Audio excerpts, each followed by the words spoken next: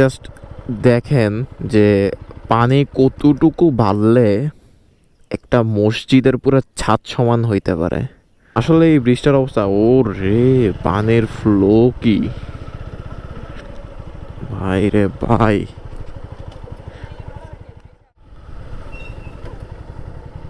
আসসালামু আলাইকুম এভরিওয়ান, কে অবস্থা সবার, কেমন আছেন সবাই? আশা করি সবাই অনেক বেশি ভালো আছেন। তো আজকে হচ্ছে ভোরে ভোরে বেরিয়েছি, মানে হচ্ছে এখন ঘড়িতে বাজে হচ্ছে 7:40, আর আমি আছি হচ্ছে পার্কের পাশে, মানে পার্কের পাশে একটা রোডে। এই সকাল সকাল বের হওয়ার একটাই কারণ, সেটা হইতেছে আপনারা মোটামুটি দেশের পরিস্থিতি সবাই জানেন যে বন্যা নিয়ে কি অবস্থা না অবস্থা। বন্যার পরিস্থিতি খুবই খারাপ। ইন্ডিয়ার যেই বাঁধগুলো হচ্ছে খুলে দিছে, ওই বাঁধগুলো খুলে দেওয়ার কারণে হচ্ছে বন্যার পরিস্থিতি খুবই খারাপ। বিশেষ করে এখন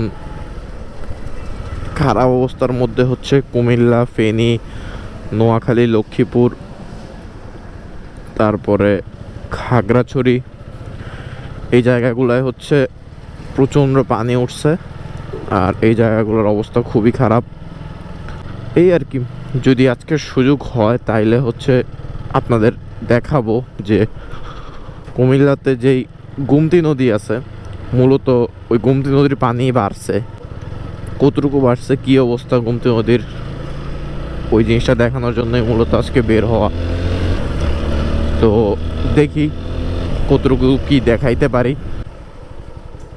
আরে রাস্তা, বৃষ্টি হইলে শুধু যে নদী নালা খাল বিলে সমস্যা হয় তা না, রাস্তাগুলোও সব ভাঙা চিরা নষ্ট হয়ে যায় বৃষ্টির পানি জমা থাকলে। তো রাইট নাও আমি আসি হচ্ছে গোমতীর আইলে। দেখছেন এই রাস্তাটা দেখা যাচ্ছে কিনা বা বোঝা যাচ্ছে কিনা আমি জানি না, তবে এই দিকের রাস্তাটা হচ্ছে পুরা এই পাশটা ডাইবা গেছে, আর পানি দেখছেন কত পানি, মানে আনবিলিভেবল। আমি তো আমার জন্মের পরে এই পানি কখনো দেখি নাই।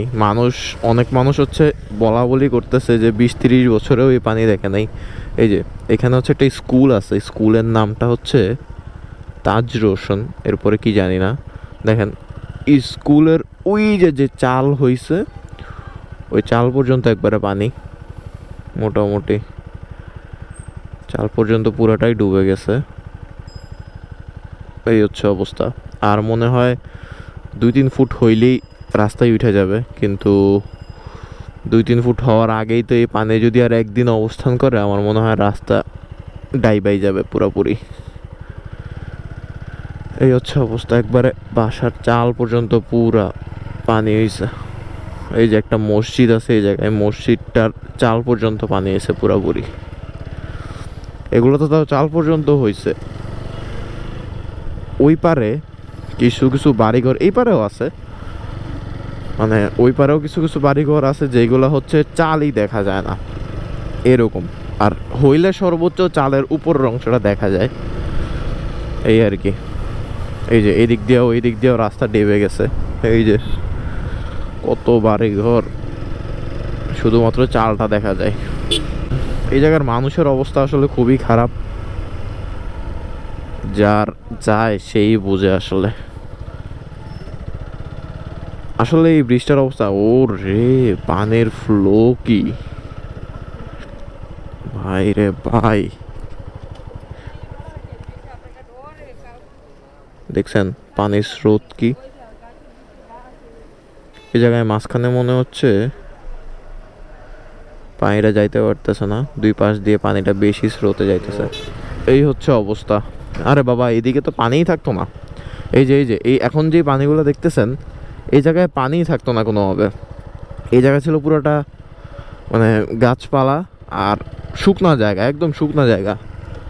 এই জায়গায় কোনো দিন পানি আসতো না। এই যে গতকালকে রাতে হচ্ছে গাছপালায় রাস্তা বন্ধ করে রাখছিল এলাকার মানুষজন, ভারী যানবাহন চলাচল করতে দেয় না আর কি, বাইক সাইকেল টুকটাক চলাফেরা করতে পারবে। এই হচ্ছে অবস্থা। এই যে দেখছেন বালু নিয়ে যাইতেছে, বালুর বস্তা, এই যে এখান থেকে বালুর বস্তা, বালু কালেক্ট করে বালুতে বস্তাতে বালু নিয়ে তারপর হচ্ছে যাচ্ছে সবাই, মানে যে যতটুকু পারতেছে আর কি, নিজের ঘর নিজের বাড়ি যতটুকু পারতেছে সেভ করতেছে। তারপরে ভাঙন কোনো জায়গা দিয়ে ভাঙন দেখা দিলে সেটা হচ্ছে বস্তা দিয়ে যতটুকু পারে সেভ করতেছে। এই যে দেখছেন এই ঘরটা, এই ঘরের যেই দরজা আছে ওই দরজা মনে হয় আর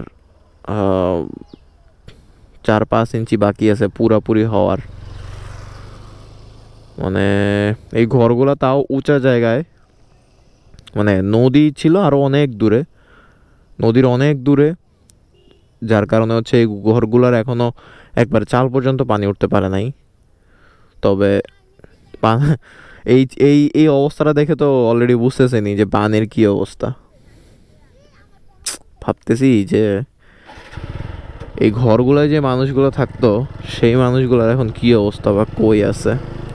যদিও কুমিল্লায় অলরেডি 2টা আশ্রয় কেন্দ্র করা হয়েছে, মানে ঘোষণা করা হয়েছে। একটা হচ্ছে কুমিল্লা জিলা স্কুল শহরে, আর একটা হচ্ছে কুমিল্লা হাই স্কুল। এই 2টা হচ্ছে আশ্রয় কেন্দ্র ঘোষণা করা হয়েছে। তো তেমন আসলে মানুষের ঘর বাড়ি ফালায় কি, মানুষের জিনিসপত্র ফালায় কি মানুষের আশ্রয় কেন্দ্রে যাবে? তাও টুকটাক 2-3টা ফ্যামিলি গিয়েছে। গত রাতের আপডেট, লাস্ট আপডেট, টুকটাক কয়েকটা ফ্যামিলি গেছে। সবাই আসলে যাইতে চায় না, আসলে আশেপাশে আত্মীয় স্বজনের বাসা বা যার বাসায় ম্যানেজ করতে পারে কোনোভাবে থাইকা যায়।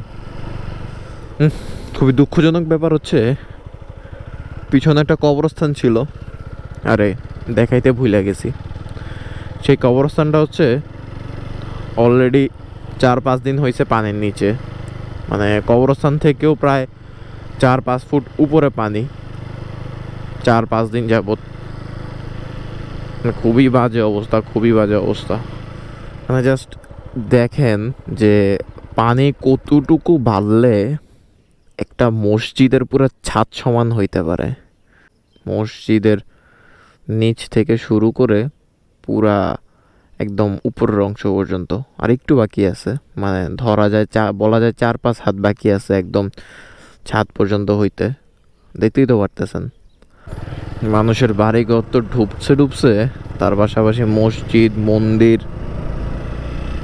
তারপরে বিশেষ করে যেটা বলার সেটা হচ্ছে এই এই ওই পাশে এই রোডে, মানে ওই পাশের রোডে হচ্ছে অনেকগুলা, কুমিল্লার মানুষ বিশেষ করে জানেন যে গুমতি বিলাস, তারপরে আরও কি জানি, আমি যদিও কখনো খুব কম গেছি, আমি গেলেও খুবই কম গেছি। মানে অনেকগুলো ক্যাফে ছিল যেগুলার হচ্ছে মানে এখন কোনো অস্তিত্ব নাই বললেই চলে। মানে ওই ক্যাফের, মানে ওই ক্যাফের সবচেয়ে উঁচু ঘর যেটা, সেটারও হচ্ছে একদম মানে উপর পর্যন্ত। আর এদিকে একটা মন্দির পুরোপুরি ডুবে গেছে। আহা, বৃষ্টিটারও তো আসলেই অবস্থা খারাপ,